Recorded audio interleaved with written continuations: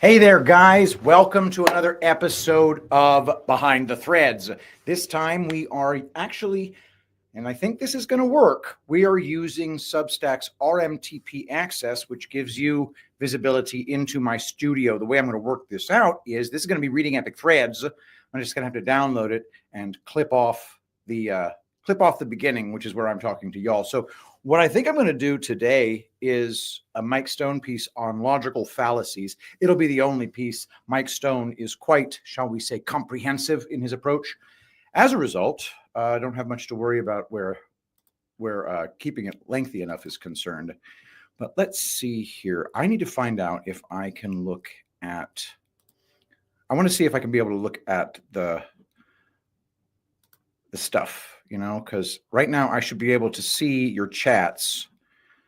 Nope, can't see your chats. How do I do this? I don't know. I don't even know if there's anybody watching right now. No, it's not going to tell me. I know you're not going to be in chat either, so I've got to be able to see it on Substack. Just bear with me, guys. Like, for real, because I don't understand.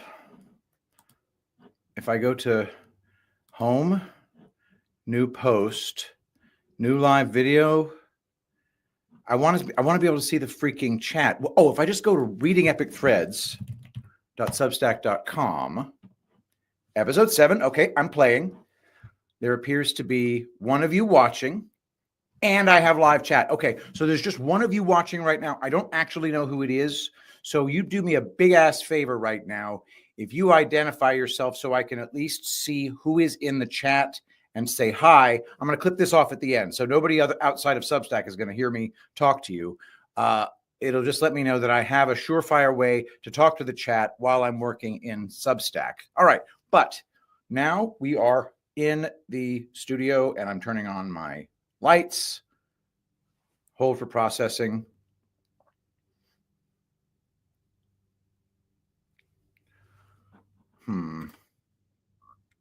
Now I need to hit live. How do I? All right. I'm getting used. Susie Lenole. Hi. Bam.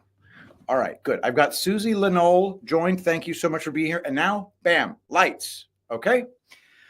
It's kind of disorienting to watch myself on the screen. I wish I could, can I? Nope, that's not going to work. So, all right. All right. Thank you to the two of you who are here right now. And at the end, all I have to do is just clip off the beginning, and then we're ready to rock. Hey, everybody, just thanks again to those of you who've been going to Tulipblooms.shop. I've just gotten so many amazing reviews. I just mixed another 2 gallons of castor blend and another 13 Epic Moisture creamy body butter jars. The workflow for the body butter has gotten a lot better as I've been improving it, and I just made 13 almond scented ones, so definitely check that out. Promo code Shapiro at Tulipblooms.shop, and of course, don't forget to get your zeolite extra spray from epicminerals.net. Detoxify yourself from heavy metals and from microplastics, and it also contains humic and fulvic acid, which are also powerful binding agents. Not only that, but they improve the bioavailability of the stuff that it's delivering. And it makes it so you start dreaming again, which is, for me, absolutely amazing. All right, so in just a moment, I'm going live, and we will be in Reading Epic Threads territory. So the first thing I'm going to do is just queue up the logical fallacies piece, get that sitting there. I need my zeolite because I'm poisoning myself, once in a while. That's okay. I'll still drink that garbage. Okay, so, all right, we got everything up and running, all that stuff, and 5, 4, 3. Greetings, my dear friends, and welcome to another episode of Reading Epic Threads. I'm your host, Patrick Gunnels, joining you from Houston, Texas, this March 5th, 2025 at 10:28 a.m. Central Standard Time. Reminding all of you to please hit the thumbs up, hit the subscribe button. If you can, on Substack, do a paid subscription. Right now, I am live on Substack. Everybody who's watching this on Substack is seeing me live. The rest of you are seeing it at 9 p.m. Eastern Time, 8 p.m. Central Time on all of the other platforms, recorded. And that's a perfectly good way to do it because we've got a great piece for you today. The brilliant Mike Stone is going to educate us on logical fallacies. Logical fallacies, understanding them on a granular level is absolutely essential to being a part of the info war, a good soldier in the info war. So I'm very pleased to be presenting this to you today. If you wish to support this channel, don't forget to go to Tulipblooms.shop. This is the Three Kings bar soap. It contains frankincense and myrrh essential oils and some beautiful gold-colored mica that's actually made from titanium dioxide, but it looks like gold. It's fantastic. It smells amazing, and it lasts a long time. It gets cured over many, many weeks, so it's dense, and it lasts a really long time. Not to mention the healing power of the castor blend, which contains 40% castor oil, and then amaranth oil, apricot kernel oil, argan oil, essential oils, vitamin E oil, and the magical sea buckthorn fruit oil from the sides of the mountains of the Himalayas. Check it out at Tulipblooms.shop. Promo code Shapiro for 10% off. Let's begin our show. From the Virology newsletter, Virology 101, Logical Fallacies, MikeStone.substack.com. The flawed reasoning ingrained within the foundations of virology has infected the minds of those who consider themselves to be rational thinkers. By Mike Stone. Virology 101 is a series of articles meant to provide relatively short, by my standards, and concise explanations of key concepts regarding both germ theory, note it's in quotation marks, and virology. I'm providing an overview on topics that are essential to the conversation that people may be confused with and have difficulty understanding, or areas that seem to be controversial when engaging in discussions with those defending the germ theory of disease. The field of virology is considered a cornerstone of modern medicine, and the widespread acceptance of viruses as causal factors in disease is driving the rise of a powerful pharmaceutical industry, one that has profited greatly from the production of countless vaccines and various medications to combat these invisible pathogenic, note the quotes, entities. Despite employing every available method to control these outbreaks, the incidences of emerging and re-emerging viral diseases are continually increasing every year. Many excuses have been given as to why these protective measures, protective in quotes, are failing to combat and reduce, quote, infectious disease, including globalization, urbanization, environmental changes, population growth, socioeconomic factors, antiviral resistance, i.e. medication failure, and my personal favorite, viral mutation and evolution. While it should be evident that injecting and consuming toxic substances to fight fictional entities cannot lead to lasting health, there is a deeper reason for why these measures continue to fail. Beneath the surface of its seemingly rigorous methodologies, virology rests on a foundation built upon flawed logic. At the core of virological research lies the assumption of an invisible pathogenic entity with the gold standard cell culture experiment frequently portrayed as conclusive evidence of viral existence and pathogenicity.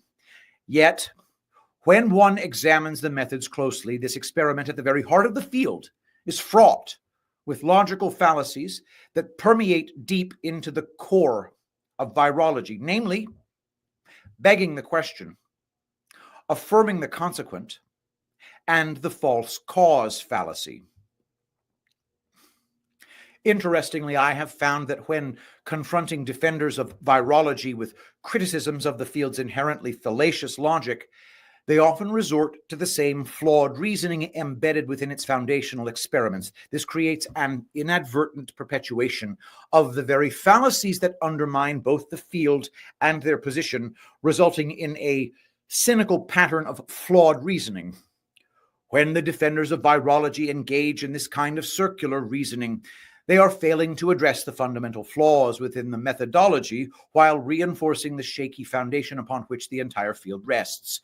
In other words, their defense of virology is constructed with the same logical errors that plague the experimental methods used by virologists, thus making any attempt to justify the field's conclusions inherently flawed.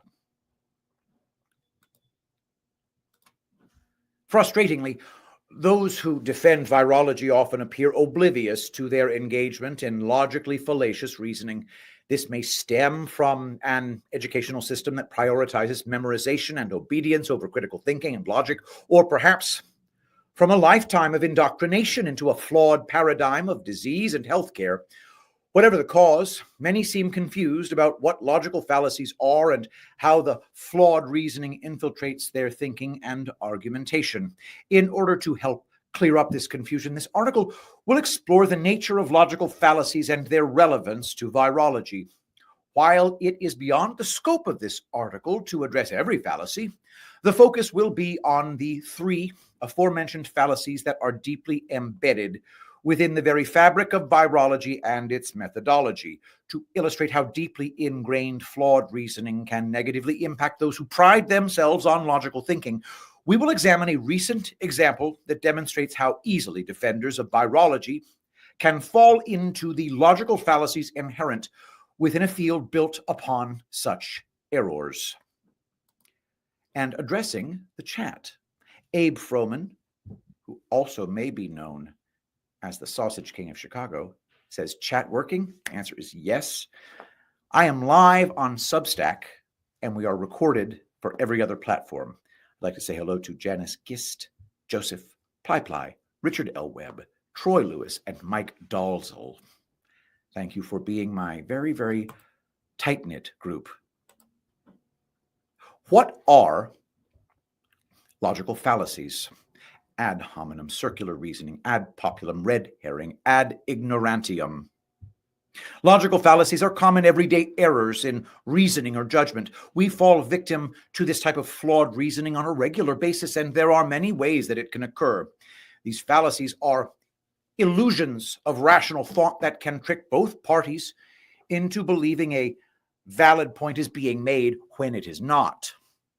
When fallacies are used in a debate intended to establish a rational position, they severely undermine the logic of the argument. This is because fallacies, whether intentional or not, often manifest as illegitimate arguments or irrelevant points that lack critical evidence to support the claims being made. Therefore, it is crucial to be aware of the various ways in which we might engage in these errors to avoid falling prey to illogical thinking and irrational arguments. In virology, the very foundational premises of the entire field are steeped in logically fallacious thinking, and these errors are infused within both the experiments and the interpretations of their results. Like the imaginary viruses that are supposed to be detected, this flawed reasoning spreads from one person to another, whether they're conducting research on defending the field from criticism. To stamp out this fallacy virus that has infected the minds of those who might otherwise think rationally, let's examine what I consider to be the three core fallacies that hold together this pseudoscientific discipline in order to gain a clearer perspective. Begging the question. The begging the question fallacy is fundamental to the problems relating to virology. In short, this fallacy occurs when the argument's premises assume the truth of the conclusion instead of supporting it. In other words, you assume without proof the stand or position or a significant part of the stand that is in question. Regarding virology, researchers assume the existence of a pathogenic virus, and they then attribute certain phenomena to the invisible entity as proof that it exists. This results in circular reasoning that fails to provide independent evidence for the entity's existence. Instead, it presupposes the very thing it aims to establish. This is the core flaw in virology as a scientific discipline. The very entity assumed as the cause of an effect is never directly proven to exist before any experiments aimed at determining causality are conducted. It is essential and imperative that the cause, the assumed viral particles, is shown to exist before the effect. This principle, known as time order, is the first of 4 necessary conditions that must be met to demonstrate a causal relationship between 2 variables. To establish a causal relationship between 2 variables, you must establish that 4 conditions exist. 1. Time order. The cause must exist before the effect. 2. Covariation. A change in the cause produces a change in the effect. 3. Rationale. There must be a reasonable explanation of why they are related. 4. Non-spuriousness. No other rival cause for the effect can be found. And I, Patrick Gunnels, would like to inject that there might be a 5th one. 5, reality. The cause must be demonstrated to exist before it is demonstrated to be a cause. A central goal of scientific research is to demonstrate that the independent variable, the presumed cause, influences the dependent variable, the observed effect. To test any hypothesis suggesting a causal relationship, the independent variable must be present from the start of the experiment. It must be varied and manipulated during the experiment in order to observe its impact on the dependent variable. This sequence is not just a procedural necessity, but a demand of logic. In order for the independent variable to cause the dependent variable, logic dictates that the independent variable must occur first in time. In short, the cause must come before the effect. The core issue for virology is that the field has an independent variable problem, as the virus has never been observed directly in nature. The virus concept was conceived of in the late 1800s to account for the inability to fulfill Koch's postulates in every case of disease.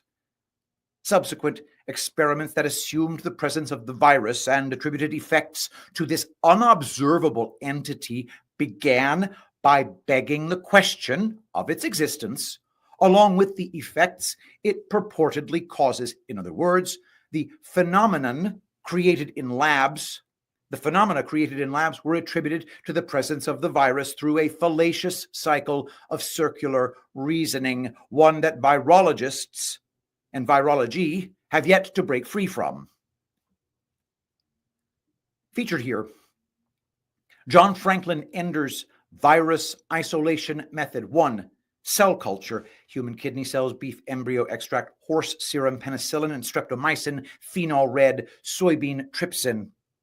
Infect cells, remove supernatant from sample, refrigerate at 5 degrees Celsius for 3.5 hours, add to the cell culture, observe cell culture, histological examination, formalin, colloidin, hematoxylin. That's 3. Forgot about 2. Viral sample: milk, throat gargle, penicillin and streptomycin, centrifugation 1 hour, resuspend in milk and human blood, antibiotics, heparin, grind up with bovine amniotic fluid. Stage 4, isolation. Observe cell culture for 6 days. Check for cytopathic effects. Cytopathic effects are evidence of isolation. Transmission: cytopathic kidney cells extracted, cell culture fluid extracted, ground up with aluminum oxide, centrifugation for 15 minutes, supernatant added to new culture, And then cytopathic effects, aka cells dying, proves transmission. Isn't that just ducky? Whew, every time you see the cell culture stuff, it gets more and more infuriating. For over 60 years, virologists struggled to demonstrate convincingly that they were working with actual pathogenic viruses in their experiments. In fact, there wasn't even consensus on what a virus was until 1957. However, in 1954, virologist John Franklin Enders, while supposedly working with the measles virus, introduced an illogical experimental setup that allowed researchers to claim that they were working with the entities that they believed were present in the fluids of sick patients. This was the cell culture experiment, which began with the assumption that the unseen viruses were already present within a sick person's fluids. When these fluids were added to a petri dish containing kidney cells from African green monkeys, along with various chemicals and foreign additives, Enders observed what he referred to as the cytopathogenic effect, CPE. This effect was then attributed to viruses and used as evidence that these invisible entities are present within the sample, thus completing the illogical circular loop where the effect was taken as proof of the cause. This experimental method was fundamentally flawed, as it was based on the fallacy of begging the question. This basic illogical premise is ingrained in all virology research that has proceeded afterwards.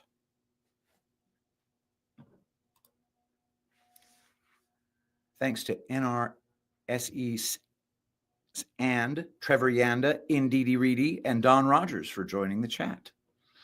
For those of you who don't know, if you're on any platform watching but Substack, you're watching a recording, but on Substack, this is live. We continue.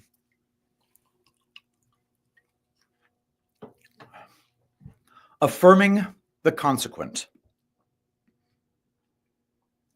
A second fallacy embedded in the methods of virology is known as affirming the consequent. This fallacy involves the use of a conditional statement, typically written as an if-then sentence, which expresses a link between the antecedent, the part after the if, and the consequent, the part after the then.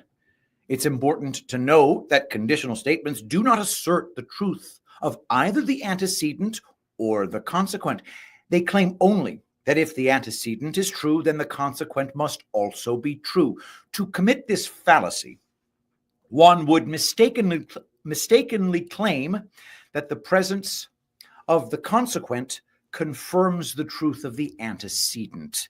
This fallacy can be expressed as if A, then B, B, therefore A. An easy example of affirming the consequent fallacy would look something like this. If I eat 25 apples at once, I will get a stomachache. I have a stomachache, therefore I ate 25 apples at once. This reasoning is obviously fallacious because there could be many reasons for having a stomachache that do not involve eating 25 apples at once. A stomachache is not proof that someone ate 25 apples. Here's another simple example. If it rained outside, the street will be wet. The street is wet. Therefore, it rained outside. Once again, this reasoning is fallacious because the street could be wet for reasons that don't involve rain. Someone could have sprayed a hose, a fire hydrant might have burst, or a street cleaner could have passed through the neighborhood. Just because the street is wet doesn't automatically mean it rained. Therefore, the conclusion does not confirm the truth of the premise, making the reasoning fallacious. In the cell culture experiment, this fallacy is carried out in a similar fashion. Virologists assume that the observation of CPE in their infected cultures is evidence that a virus is present.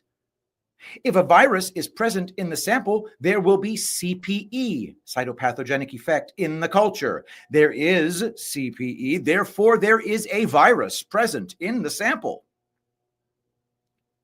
This is fallacious for several reasons, the most important being that there must be proof of the virus's existence before observing CPE. The effect, the consequence, cannot be used to claim the existence of the cause, the antecedent. As with the other examples provided, there are many potential reasons why virologists might observe CPE in their infected cultures, which we will explore next. False cause. The false cause fallacy occurs when someone incorrectly assumes without proof that a causal relationship exists between two variables or events. Anytime someone claims that A causes B without sufficient reason and evidence to believe that B is truly caused by A, this fallacy is in play. This flawed reasoning is often summed up by the phrase correlation does not equal causation. Just because one event follows another, or even if events occur simultaneously, does not mean that they are causally related. Here are some excellent examples of this fallacy in action. 1. We never had a problem with this elevator until you moved into the building. 2. They had a very successful business. Then they decided to adopt a child, and the business went immediately into the red. 3. Please read this message, then forward it. 3 people who received and forwarded this message received thousands of dollars each, but Ms. Elma Smith failed to forward this message, and she suffered a lengthy problem with an ingrown toenail. Forward this to 5 people right away if you know what is good for you. 4. When the NFC wins the Super Bowl, the stock market usually has a good year. I hope the NFC wins next year because my portfolio is taking a beating. 5. I am sure that Marilyn Manson's music had something to do with those murders. They found Manson's CD in one of the murderer's private collection.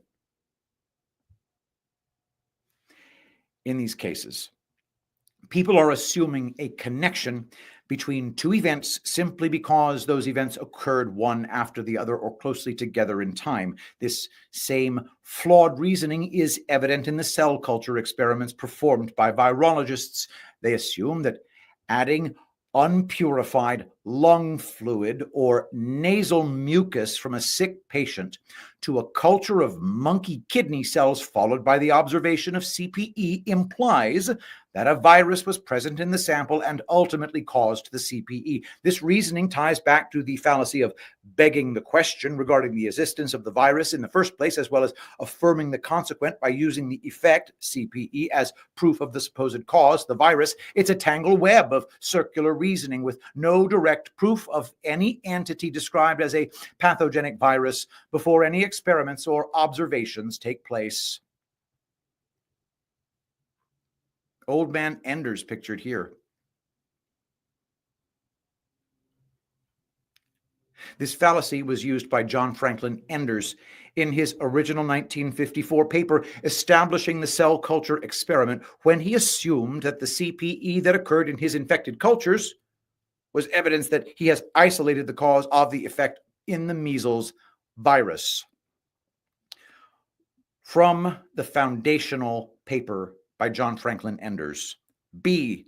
Cytopathogenic range. Monkey kidney is the only other tissue employed that has yielded a growth of cells in which the characteristic changes described above have been definitely observed following inoculation of virus. In cultures consisting largely of monkey renal epithelial cells as prepared by Jungner's modification of Dolbeck's technique, 13 cytopathic changes have been regularly observed which resemble closely those produced by these agents in human renal cells, as seen in both fresh and stained preparations. These effects followed the addition of blood or throat washings from cases of measles, as well as infected tissue culture fluids derived from previous passages. End quote.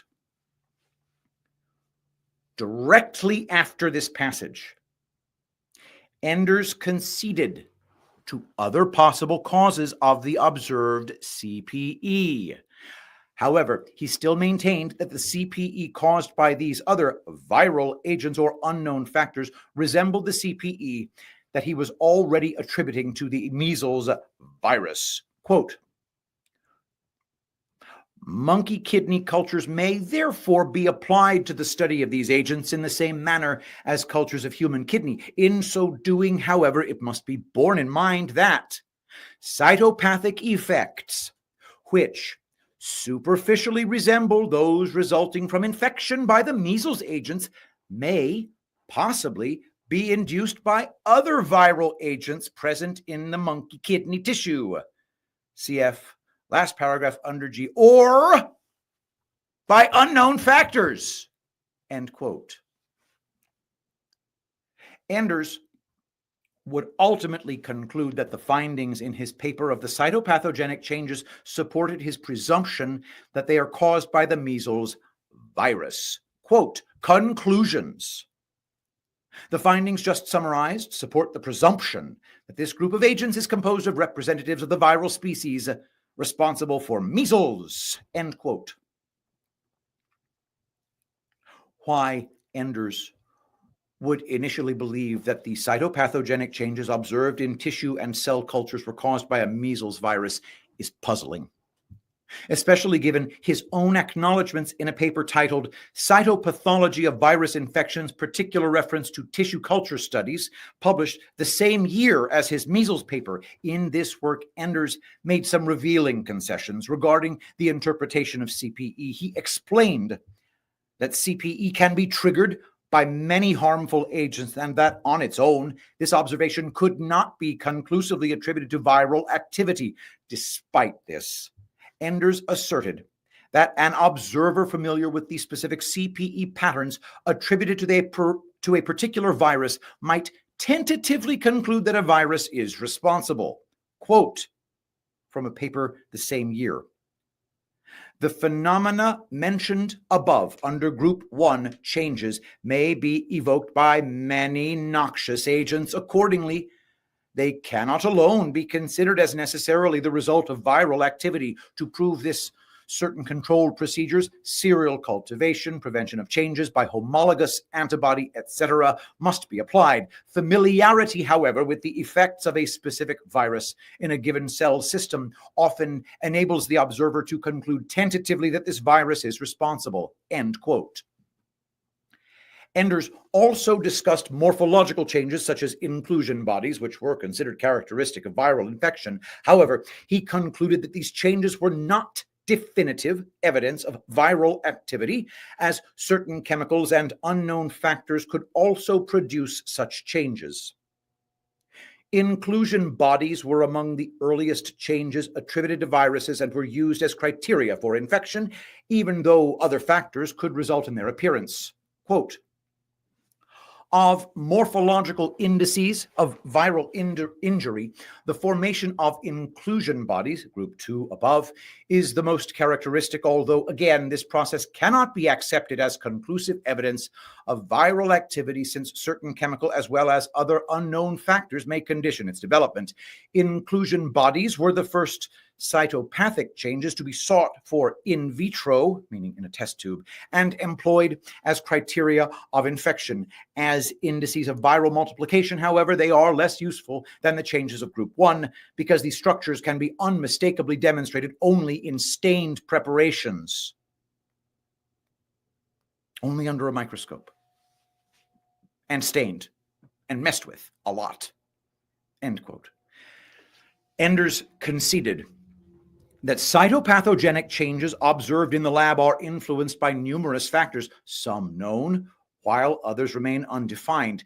He attempted to correlate certain susceptible cell lines with viral replication, but he noted that this correlation did not always hold true, and that the opposite was sometimes observed.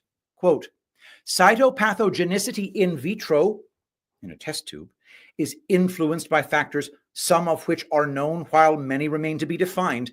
At the outset, a few of those now recognized will be mentioned as an introduction to the review of recorded observations on the behavior of individual agents. Of primary importance is the species from which the cells are derived. Analogous to the host range of a virus is its cytopathogenic range in cultivated cells, but correlation between susceptibility of the organism and its cells in vivo, in the body, does not always exist.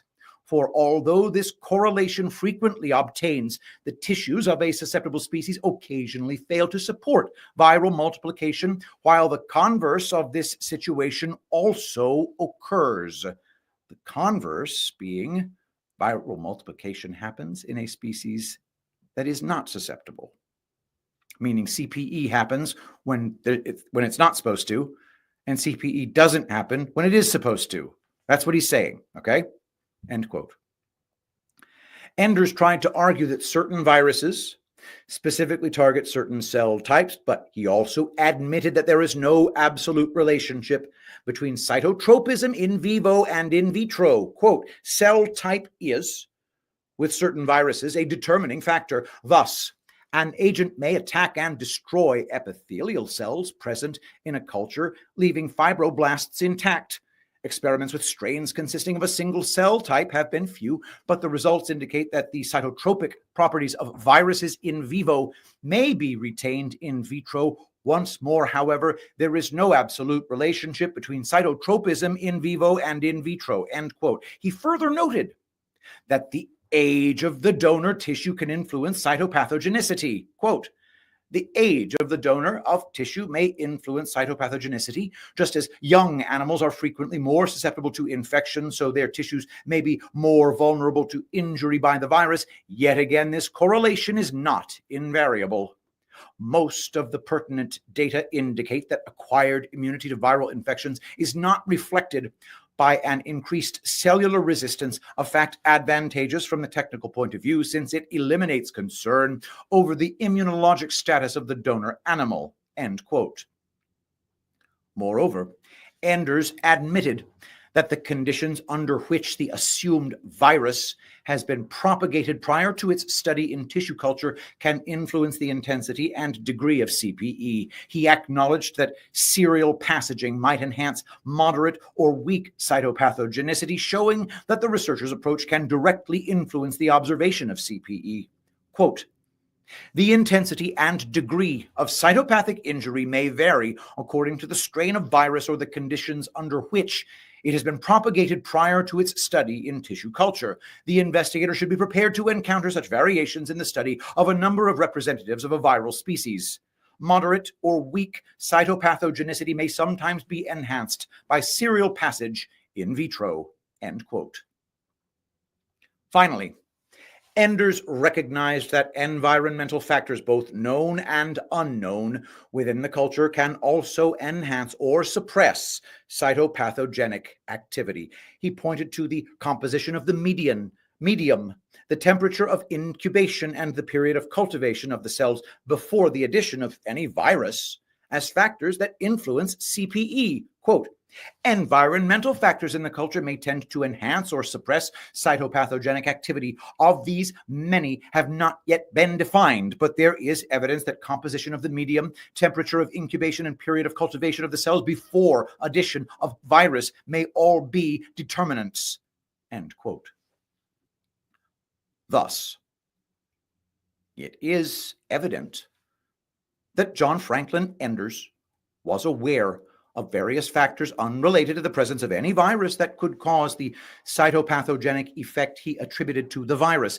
Given that he had no direct evidence pertaining to the existence of and actually working with a pathogenic virus, begging the question, and that he used an observed effect to assert the existence of its cause, affirming the consequent, it becomes clear that Enders committed a false cause fallacy. There were multiple known factors capable of producing the same effect, making the explanation of a virus unnecessary and entirely illogical. Empowering logical fallacies with Jeremy Hammond.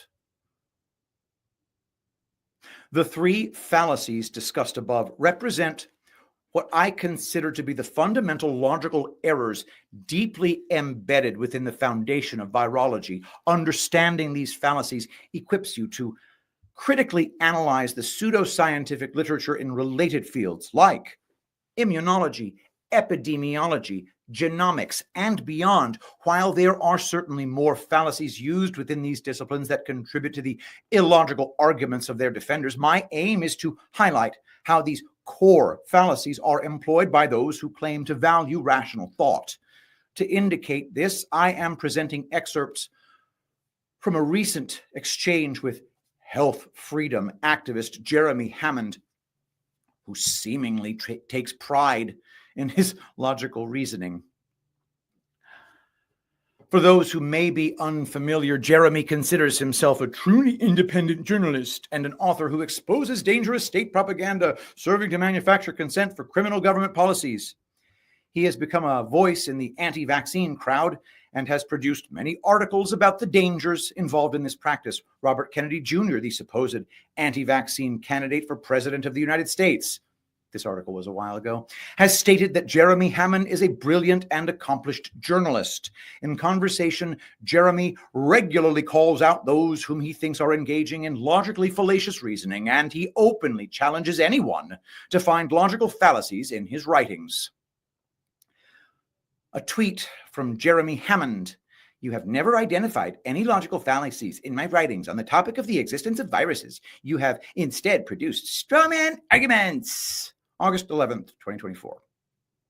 Thus, one would think that Jeremy would have a fairly solid grasp on what constitutes logically fallacious reasoning, especially when examining the field of virology. However, I have first-hand experience in my own conversations with Jeremy that demonstrate that this is not the case, as I do not find interacting with Jeremy Hammond particularly pleasant. See the below examples where I am constantly referred to as stupid, liar, and my personal favorite, doofus. I do not go out of my way to engage in discussions with him very often.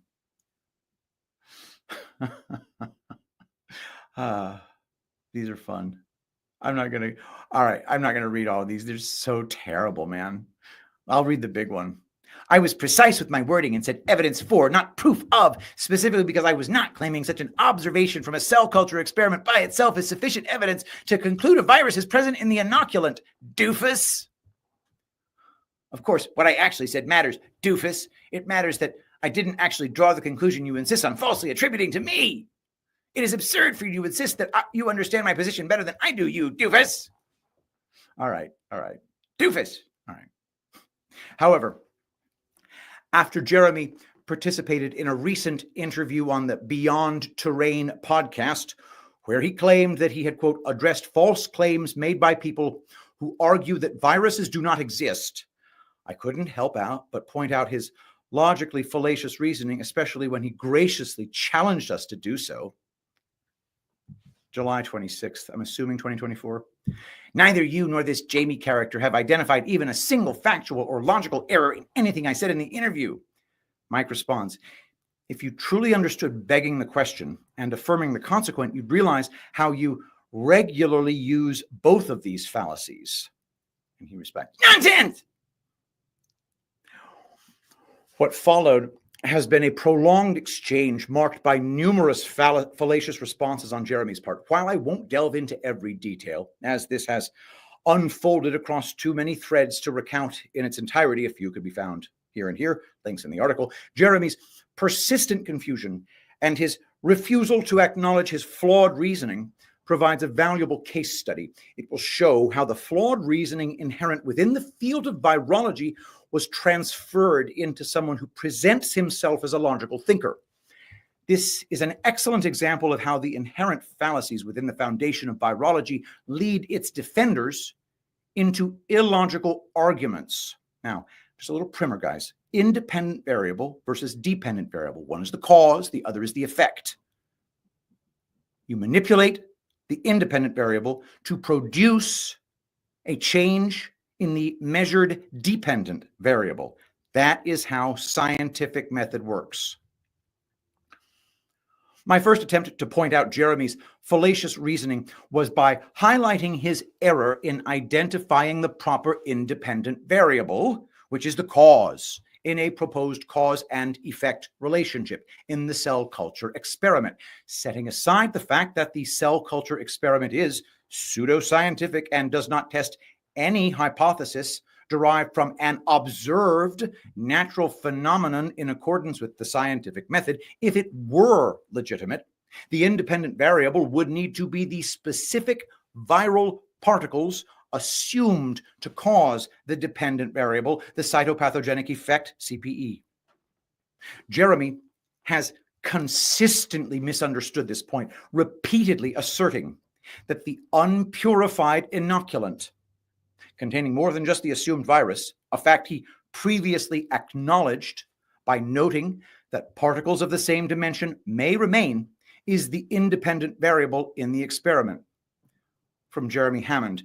Thank you for acknowledging that 100% purification is neither practically feasible nor necessary for scientists to prove that a virus is present in a sample. What this means is that there may possibly be particles of similar dimension as viruses in the sample, such as exosomes, which are similar in dimension to enveloped viruses and are difficult to separate by centrifugation, but which do not replicate in cell culture and do not carry the genomic material of a novel beta coronavirus.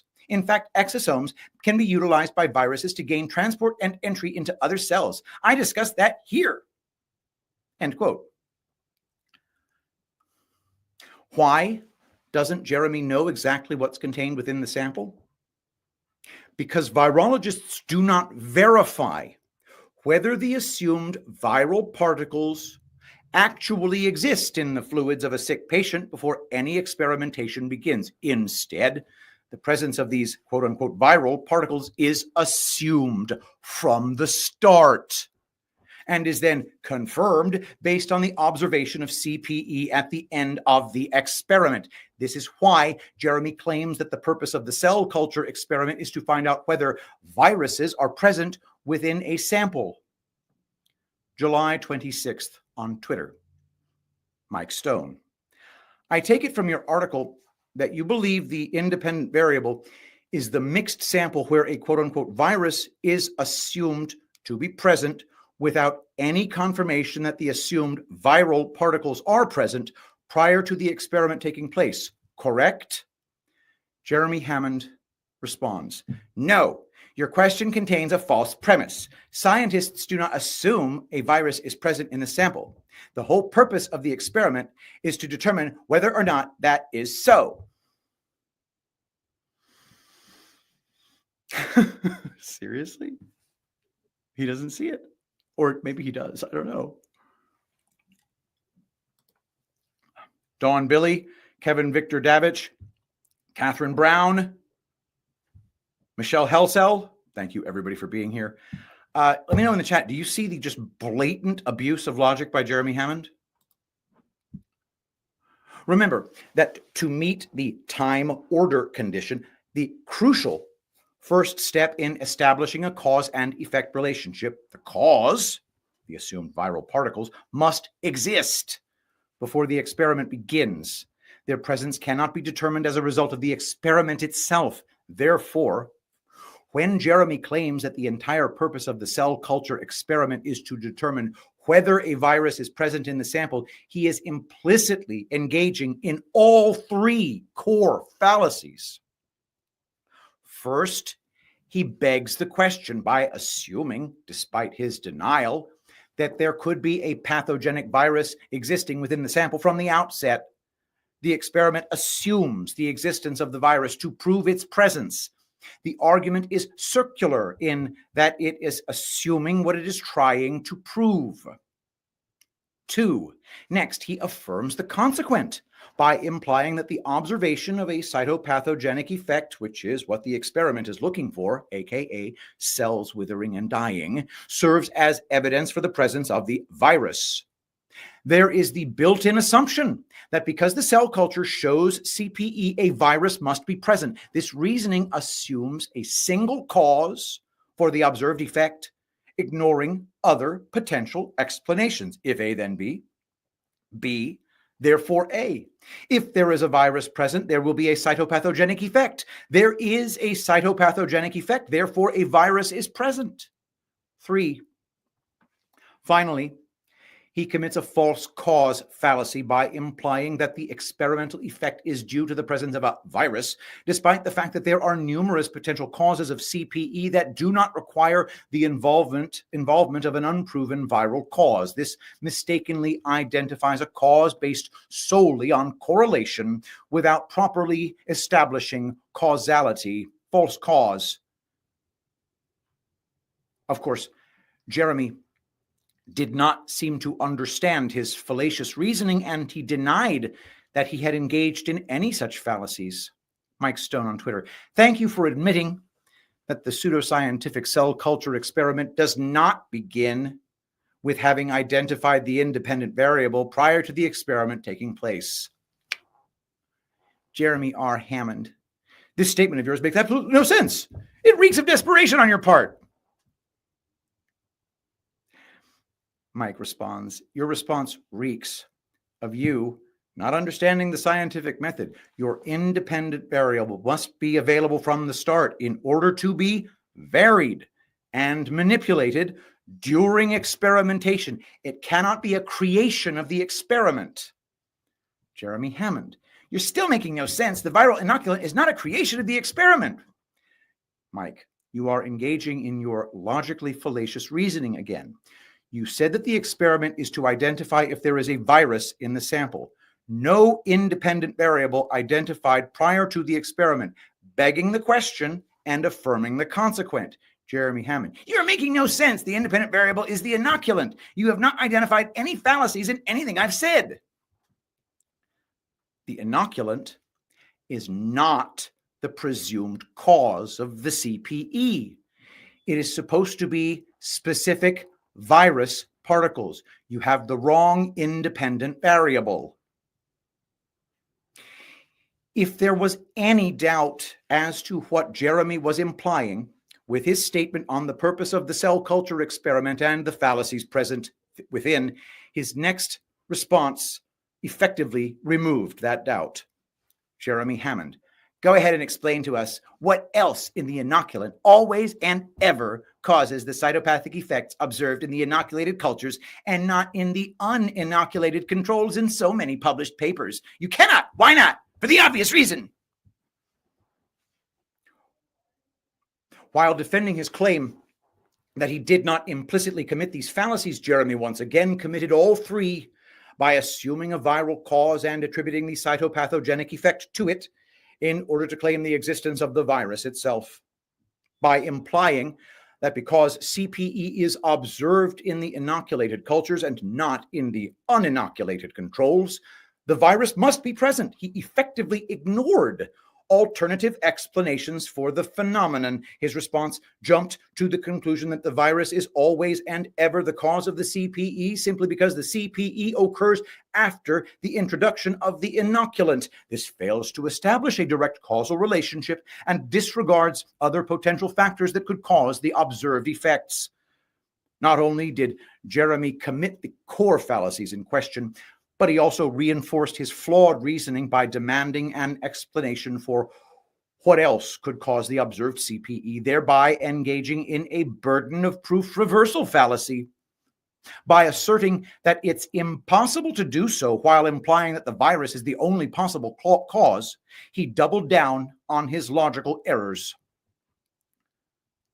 This was not the only time that Jeremy locked down his fallacious reasoning. When asked by Aldhisla what made him believe that the inoculant is the cause of any observed CPE, Jeremy responded by saying that an absence of CPE in an uninoculated control culture is evidence for the presence of a virus within the sample. Aldhisla asks, what makes you believe the inoculant is the cause of CPE? Jeremy Hammond, the absence of CPE in uninoculated controls is evidence for the presence of a virus in the sample. And virology with a laughy emoji and Eddie Murphy. What did you just say? In doing so, Jeremy engaged in begging the question regarding the existence of a pathogenic virus within the inoculant while also affirming the consequent by assuming that the presence or absence of CPE in inoculated and uninoculated cultures was evidence of a viral presence. By disregarding other potential factors that could explain the CPE, Jeremy further committed a false cause fallacy. This effectively demonstrates that his reasoning is trapped in an illogical circular loop.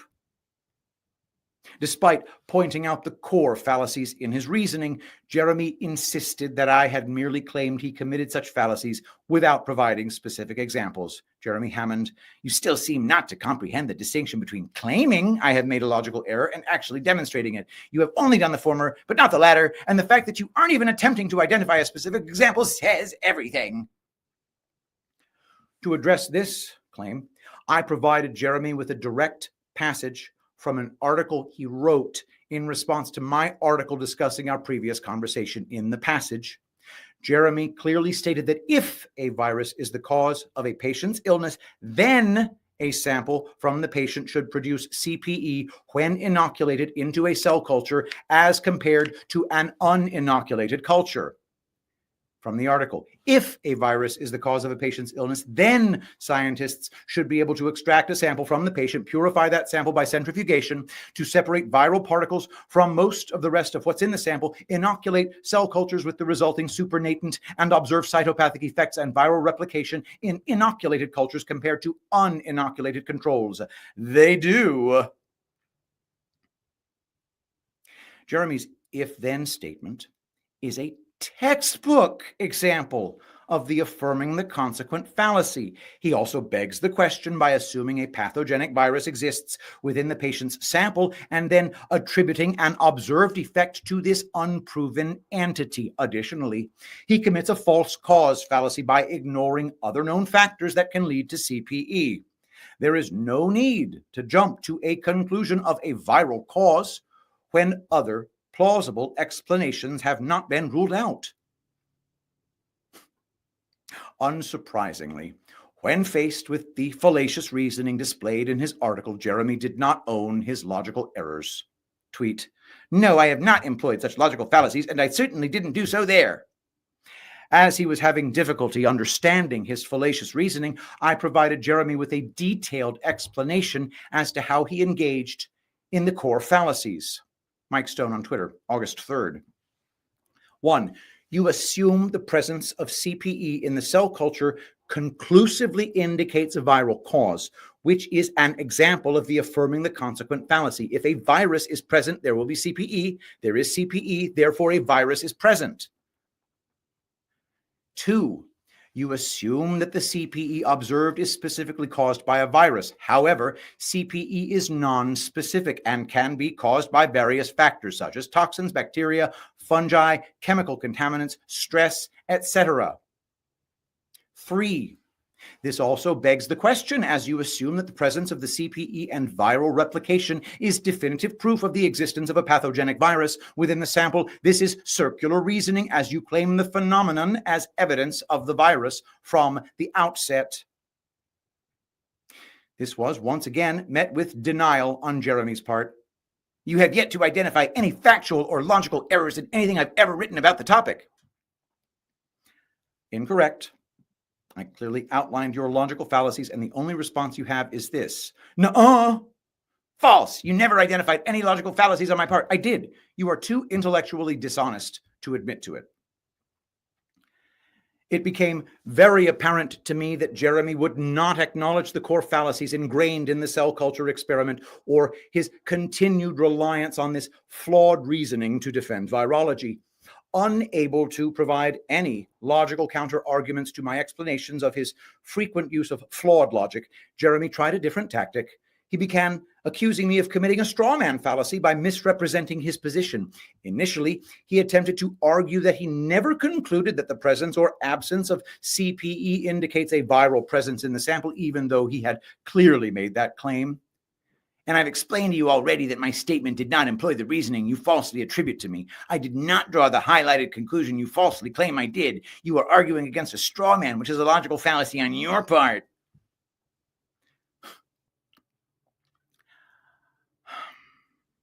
Virology, Mike responds, are you incapable of reading the part where you state evidence for the presence of a virus in the sample? And here's the tweet. The absence of CPE in uninoculated controls is evidence for presence of a virus in the sample. When that tactic failed, Jeremy argued that he never stated that CPE was sufficient evidence of a virus. Jeremy Hammond. Your persistence in straw man argumentation is proof of your bad faith. I did not argue that the observed CPE in the inoculated cell culture and no CPE in the uninoculated control is sufficient evidence to conclude that a virus is present in the inoculant. You are falsely attributing that argument to me, thus engaging in the fallacy of straw man argumentation. He tried to distinguish between proof of a virus and evidence of a virus to claim that he was not engaging in fallacious reasoning. Jeremy Hammond: nonsense. I am observing the fact that, contrary to Mike Stone's straw man argument, I did not argue that this observed result of a cell culture experiment is sufficient evidence to conclude that a virus is present in the inoculant, hence my use of evidence for, not proof of. You are hiding behind the word sufficient. It is irrelevant. You said the presence of CPE in the inoculated sample and the absence of CPE in the uninoculated sample is evidence of a virus in the inoculated sample. There is no denying it. I haven't tried to deny I said that. On the contrary, I am denying having said that this is sufficient evidence on its own to conclude that there is a virus present in the inoculant, which is the conclusion you have falsely attributed to me with your straw man argument. Whether you claim sufficient evidence or not is irrelevant to the fact that you engaged in all three fallacies that I identified. Regardless, your comments definitely show that you seem to believe CPE is sufficient evidence.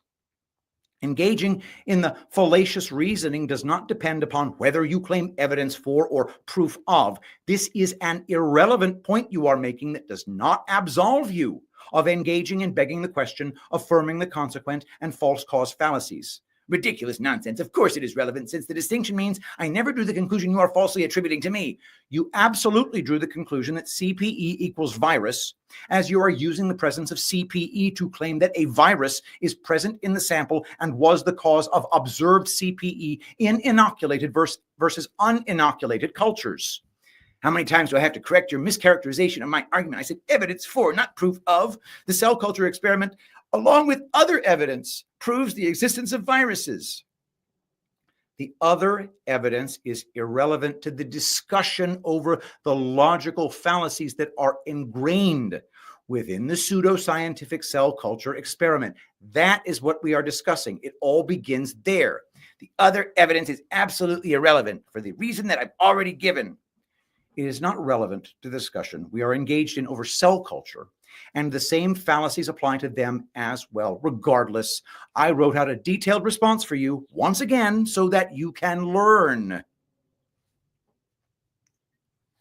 Unfortunately for Jeremy, the core fallacies remain, even if he backtracks by saying that CPE is not sufficient evidence or proof of a virus, but rather evidence for one. The fallacies also persist despite the presence of additional evidence, whether it is EM images, electron micrograph images, antibody testing, genomic data, etc., because all of these forms of evidence rely on the cell culture experiment as their logically flawed foundation. In response, I provided Jeremy with a rather lengthy explanation that exceeded Twitter's character limit, which I am reproducing here.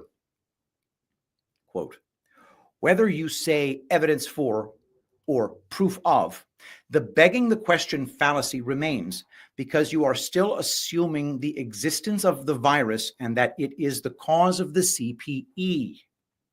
As your reasoning is that the observation of CPE or the lack thereof in controls points to the presence of a virus, it doesn't matter whether you argue it as evidence or proof, as the affirming the consequent fallacy persists because the conclusion is being drawn from an effect that could have multiple causes. You are attributing the absence of CPE in uninoculated controls to the absence of a virus, or the presence of CPE in the inoculated cultures to the presence of a virus, while ignoring other potential explanations. This is the false cause fallacy. The language of evidence versus proof does not change the fact that you are making an unsupported causal inference.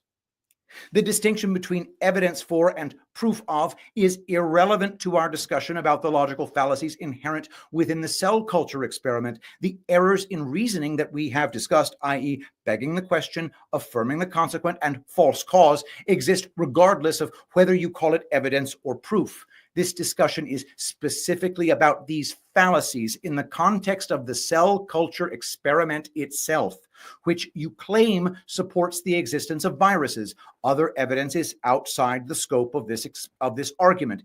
It all starts with the flawed reasoning within the cell culture experiment that you have endorsed. Regarding the other evidence, I broke down for Jeremy why these same core fallacies persist regardless of a combined effort to produce sufficient evidence. Quote, evidence like electron micrographs, antibody tests, and sequencing still relies upon initial cell culture steps where viruses are assumed to be present without independent verification outside of these circular arguments. Thus, the begging the question fallacy remains regardless of these forms of evidence. Even if EM, antibody tests, and sequencing provide additional evidence, these methods also start with viruses being assumed to exist in a sample prepared via the cell culture. This evidence is interpreted under the assumption that the virus is the cause of observed phenomena, which is the same circular logic fallacy displayed in affirming the consequent.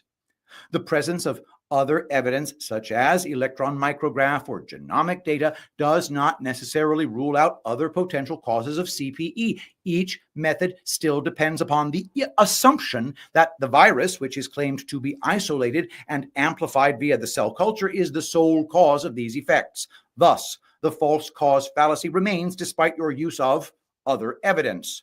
The use of additional forms of evidence like electron microscopy, antibody testing, and genomic sequencing do not independently verify the existence of a virus outside the context of the original cell culture experiment where the fallacies discussed were engaged. The evidence from these methods is derived from materials, viral particles or genetic material, that are obtained through the initial cell culture experiment. Thus, they still depend upon that primary method where the fallacies were originally engaged. If you wanted to absolve yourself of the logical fallacies, you would need to provide evidence of the existence of a virus and its role in causing CPE that does not rely on assuming the virus's presence in the first place. As long as your argumentation and evidence depend upon the initial cell culture steps involving these assumptions, the logical fallacies still apply. End quote. Unsurprisingly, Jeremy simply ignored the points that I made while reiterating that his words are relevant. Of course it's relevant. The things I actually say and my actual meaning in saying them is totally relevant. You didn't address the thing I said. The other evidence does not change the inherent fallacies in your fallacious reasoning related to the cell culture experiment. The fallacies persist regardless. What Jeremy seems content to ignore is that distinguishing between evidence for and proof of does not absolve him from committing the core fallacies identified. The issue isn't about whether or not he claims CPE is sufficient proof. It's about the structure of his argument. For example, regarding the affirming the consequent fallacy, the logical error persists because when he claims that the absence of CPE in the uninoculated control is evidence for the presence of a virus in the inoculant, he is still relying on a circular argument that assumes what it sets out to prove, regardless of his choice of words. Jeremy seems unable to understand that his flawed reasoning still begs the question and affirms the consequent because it presupposes the existence of the virus to explain the observation of CPE without independent verification of the virus outside of the cell culture experiment. Whether he describes it as evidence for or proof of does not change the fact that the logical structure of his argument is fundamentally flawed. The fallacies rest on an assumed premise rather than one that has been demonstrated. If Jeremy were intellectually honest, he would acknowledge the fallacious reasoning that he has fallen victim to in his defense of an illogical and pseudoscientific field. To absolve himself of this flawed circular logic, Jeremy would need to recognize that certain evidence must first demonstrate the existence of a virus and its role in causing cytopathic effects without assuming its presence from the outset. This evidence would include 1, purification and isolation. The assumed viral particles must be purified and isolated away from other contaminants like cell debris, bacteria, host organelles, etc., directly from the fluids of a sick host without the use of cell cultures. 2, direct visualization. After purification and isolation, the assumed viral particles would need to be directly visualized to determine their size, shape, and structure, ensuring that these particles exist independent of culturing. 3. Characterization. The purified and isolated viral particles would need to be characterized in order to determine their unique properties, such as protein composition. 4. Controlled experiments. Experiments would then need to be conducted where these purified and characterized viral particles, free from contamination, are introduced to healthy cells in a controlled environment to observe if CPE occurs. Control groups should include cells exposed to purified samples without the virus and cells exposed to other potentially causative agents. 5. Independent replication. These experiments must be replicated independently with consistent results showing that CPE only occurs in the presence of the purified virus. 6. Pathogenicity and contagion experiments. Experiments in humans and animals would need to be conducted to demonstrate pathogenicity and contagion through natural exposure routes such as aerosolization, inhalation, or direct exposure to the sick to purified and isolated particles. 7. Elimination of other causes. Studies must be conducted to rule out other possible causes of CPE, such as toxins or chemical agents, to ensure that the virus is the sole factor causing the effect. Only then could the inherent fallacies ingrained in current cell culture experiments begin to be avoided and the illogical loop broken. However, as Jeremy well knows, this essential evidence does not exist. Therefore, Jeremy and others who defend virology will continue to engage in a continuous cycle of fallacious reasoning. This is precisely why it is critical to understand the core fallacies embedded in the foundation of virology and the pseudoscientific nature of the cell culture experiment. The entire framework of virus isolation and identification as practiced today relies on assumptions that bypass the necessary steps of independent verification and validation. Without recognizing these flaws, one cannot properly evaluate the evidence or make scientifically sound and rational arguments. If one cannot recognize the flawed reasoning within the position they defend, they are bound to repeat the same errors. This will lead them to continue irrationally defending their mistakes, even when attempting to make a simple argument. And he goes on and on. A true scientific approach requires a willingness to question foundational assumptions and to revise beliefs in light of new, more rigorous evidence. It also demands intellectual honesty to acknowledge flawed reasoning and seek corrections. Until this happens, the field of virology will remain trapped in a cycle of confirmation bias and unproven assertions, and those who defend it will be stuck in a pattern of repetitive, illogical, and flawed reasoning. Bam! And that is Mike Stone, guys. Guys, you know, I have a few bad habits that I am perfectly happy to admit to you. And I kind of have a hedge against those bad habits. That's this thing called Zeolite Extra Spray from epicminerals.net.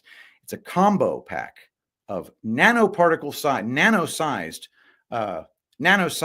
zeolite, specifically clinoptilolite, suspended in water and humic and fulvic acids. Made by Americans for Americans. Go to epicminerals.net. Use promo code Shapiro for 10% off. Thank you, everybody, for being here. This is recorded for those of you who are watching on anything but Substack. But for those of you wonderful people watching on Substack, well, I'm live right now. It appears to me that Abe Froman is the only person who can type in a chat. Oh, wait, Ply says, awesome thread. Thank you, Ply. Thank you, everybody. Oh my God, Kevin Klein joined. Are you secretly Melinda Gates? Steve Nelson says, who is Shapiro? It is a joke. Shapiro is Ben Shapiro, and I use it ironically. Ply Patrick, the government did virology tests back over 100 years ago. Found viruses are fictitious. Yes, they are. They are fictitious as F. Katie Kirkland's here. Make art good again. All right, guys, guess what?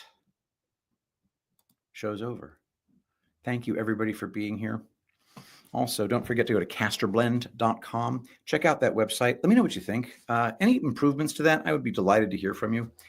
and I'm going to be probably reaching out to a lot of people in the medical freedom community. And when I say medical freedom community, I mean like real medical freedom, like Tom Cowan, Andy Kaufman, Mike Stone, Alex Zeck, Sam Bailey, but she won't. She's too busy. Most of them are probably too busy, but we'll see what happens. Because I've got to start distributing my products through them. They're a perfect medium through which to get this out to the public. But anyway, any suggestions for creators that I should be reaching out to? Let me know if you have a way of contacting them that doesn't involve going through some parasitical throughput organization.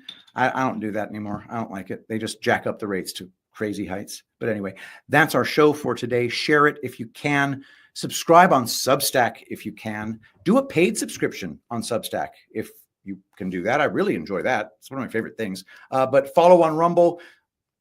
Dump a super chat in there, even though I don't acknowledge them because I'm kind of a schmuck. But anyway, I love you all. Thank you so much for being here. Let us pray.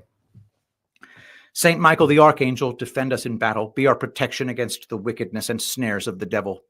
May God rebuke him, we humbly pray, and do thou, O Prince of the heavenly host, by the power of God, cast into hell Satan and all evil spirits who prowl about the world seeking the ruin of souls. Amen. I love you all. Thank you so much for being here. I'll see you tomorrow. I will be the greatest president that God ever created.